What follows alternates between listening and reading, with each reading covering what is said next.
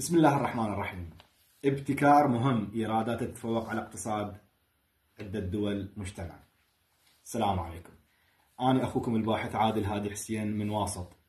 عندي موضوع مهم ذات جدوى اقتصادية ويخص الصالح العام، يعني يخص البلد، والصالح الخاص. إيرادات تتفوق على اقتصاد دولة، بين قوسين عدة دول مجتمعة. أتمنى هذا الكلام يوصل إلى الطبقة الحاكمة، وبالخصوص إلى دولة رئيس الوزراء أو إلى جهات مختصة.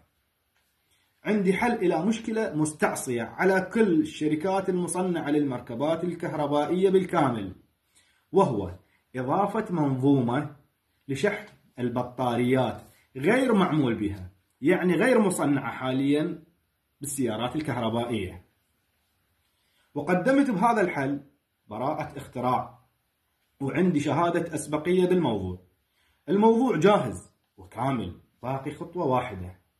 أتمنى من رئيس الوزراء إكمال هاي الخطوة وتبني المشروع والاطلاع على النتائج النهائية. أكرر، الاطلاع على النتائج النهائية من الأماكن المختصة للتسجيل، وبعدها تسجيله دولي. هي هاي الخطوة اللي أتمنى رئيس الوزراء يهتم بها، تسجيله دولي. أنطيكم نبذة عن مشاكل المركبات الكهربائية، وهي: أولا، المسافة المقطوعة بشحنة واحدة، يعني تطفى بالطريق.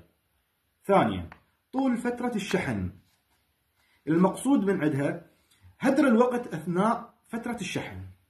هاي الفقرات سببت ركود بمبيعات المركبات الكهربائية، وخلت الأفضلية لمحرك الاحتراق الداخلي.